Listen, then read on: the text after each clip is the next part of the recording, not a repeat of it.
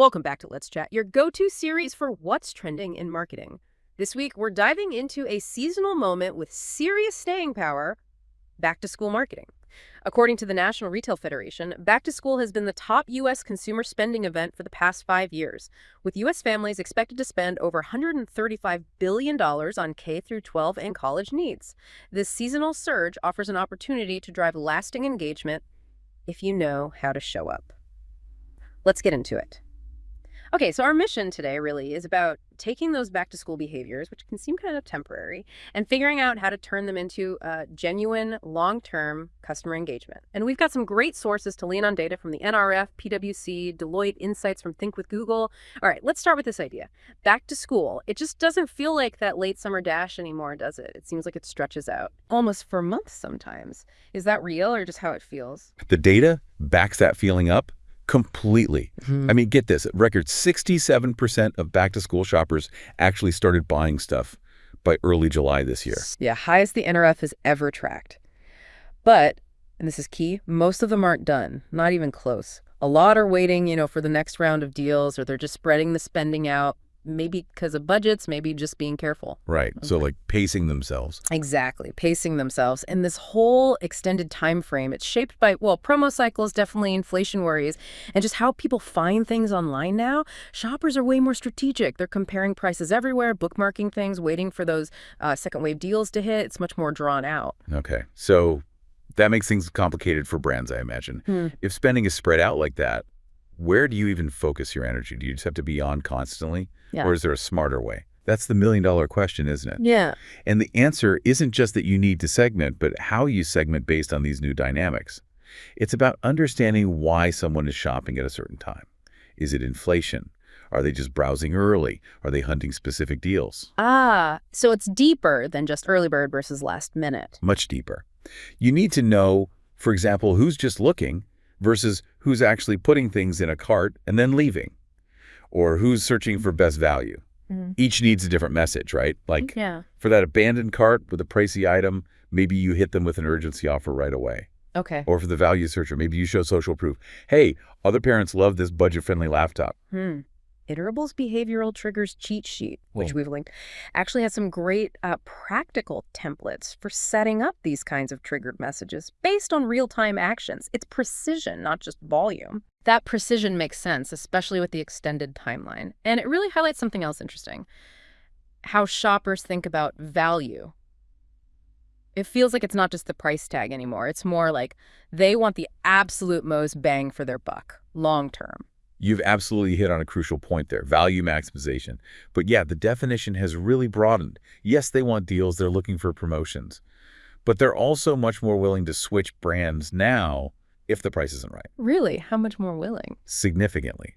Deloitte found 75% of parents would switch from their preferred brand if it's too expensive.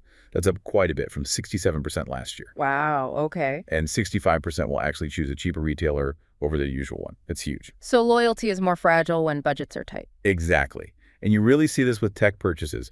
PwC says 1 in 4 parents plans to drop over $500 on tech. $500. Okay, laptops, tablets. Yep, those are top of the list, plus software. And it's not just hardware. Deloitte notes 57% are also investing in digital learning tools, subscriptions, tutoring, that kind of thing. Right, digital support. And for those big buys, parents need reassurance. Will it last? Will it actually help their kids succeed? Can they justify the cost over time? So things like educational outcomes, durability, maybe bundled services, that's becoming central to the decision, sometimes more than just the initial discount. It's about the ROI. So if you're a brand, especially selling something pricier, how do you lead with that kind of value? How do you communicate justification beyond just 15% off? Instead of just save 15%, maybe you highlight how tough the laptop is, how it'll last years, or its processing power for school projects. Or maybe you bundle it with useful software, like academic support tools. Okay, like a package deal. Right. Think tech plus tutorials. Or promoting your own store brand that offers similar quality but feels like a smarter spend. Even things like referral bonuses or loyalty perks that make parents feel, savvy about their choice. They want to feel confident it's a smart investment, not just cheap. The smartest investment, I like that. Okay, so value is one side. The other side seems to be who's actually making the decision. What's fascinating is how many voices seem to be in that back-to-school conversation now. It's definitely not just mom or dad calling all the shots, is it? Oh, absolutely not. The social and emotional aspects are huge, and it's definitely multi-generational. You've got friends influencing choices, social media creators, even the experience in the store matters, especially for younger kids and teens. They want stuff that feels like them. And Gen Z parents are different too, right? More influenced by creators. Big time. 54% of Gen Z parents say influencers actually give better recommendations than brands do. Probably feels more authentic, more relatable. Interesting. And get this stat from Deloitte. Shoppers who use social media regularly for back to school spend 1.8 times more than those who don't. 1.8 times. Wow, social really drives spending then. It seems so. And then there are the kids themselves. A massive 90% have a specific must-have item in mind. 90%. Yep. And 62% of parents admit their child's preferences directly sway how much they spend. So yeah, you're often marketing to the user, the kid, and their influencers, not just the person paying. You kind of have to win over the kids to get the parents' purchase. That sounds like a real balancing act. How do you appeal to, say, the kid who wants the cool thing and the parent who's watching the budget without annoying either one, especially with all these influences flying around? It is delicate. The smart approach is creating experiences that kind of work for everyone, designed for them to discover together. Well, for parents, maybe it's creator content, TikTok hauls, YouTube reviews, showing how a product actually works in a real family setting. Demonstrating practical features. For kids, maybe something more interactive.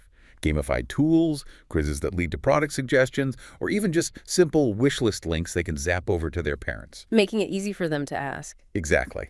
Think about content they can watch together, short videos, or shared mobile experiences, stuff that looks good on the phone they're both scrolling through. Okay. Now, speaking of sophisticated shoppers and new tools, AI, that's another huge factor changing things up this season. It's not just some future thing anymore. It's actually a mainstream shopping tool now, which is kind of wild. It really is wild how fast it's happened. AI isn't just for the back end. Shoppers are actively using it now for finding deals, making smarter choices.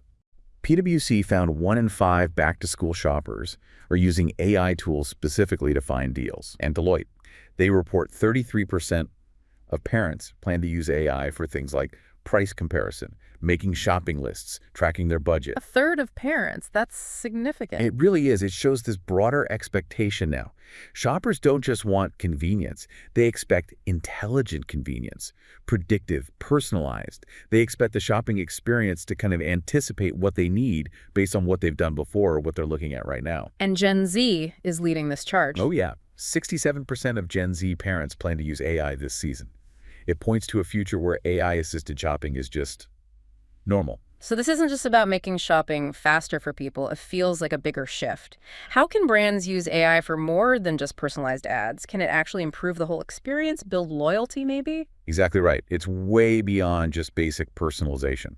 The real opportunity is weaving AI into the entire journey to add real functional value. Think about AI recommending things based on expressed needs. Maybe even the child's grade level or school requirements. Or optimizing the cart. You add a laptop. AI prompts you about a protective sleeve, or maybe software that demonstrably helps with schoolwork. Smart suggestions, basically. Yes, and timely nudges. Maybe a chatbot pops up offering tech support info if someone seems hesitant on a product page, or an email reminder about a related resource, like tutoring, after they buy a learning tool.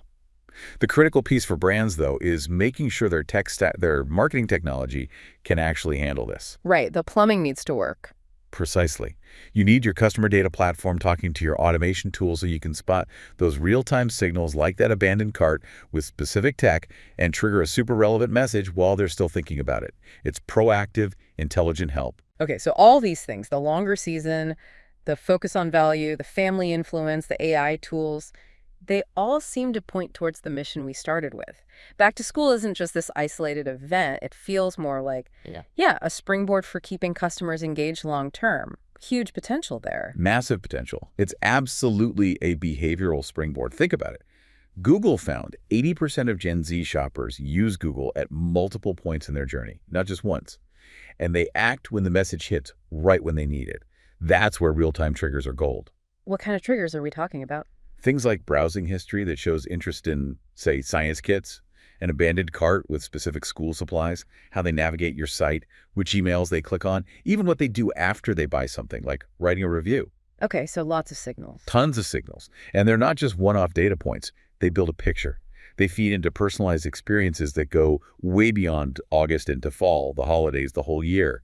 They tell you about future needs. So it's about using this moment to gather intelligence for the future. How can brands practically capture and, more importantly, act on these signals to build that year-round relationship? Well, the practical side is using platforms like Iterable, for instance, that are built to capture these signals and let you automate responses in real time. If a parent signed up for emails during a BTS promo, segment them. Put them on a family needs or education list for relevant content all year. You're starting a relationship based on understanding their ongoing needs. Iterable's guide, 5 back-to-school triggers that drive year-round engagement, actually has more really concrete examples like these. It's linked in the article. Worth a look. When you really step back to school feels less like this fixed season on the calendar. It's more like this ongoing cycle, right? That's a great way to put it. Not an event, but a cycle. Back to school is more than a moment. It's a mindset. If you can show up with value, speak to both parent and child, and stay tuned to real-time behaviors, you'll set yourself up for long-term loyalty. That's it for this week's Let's Chat. We'll see you next week, same time, same chat.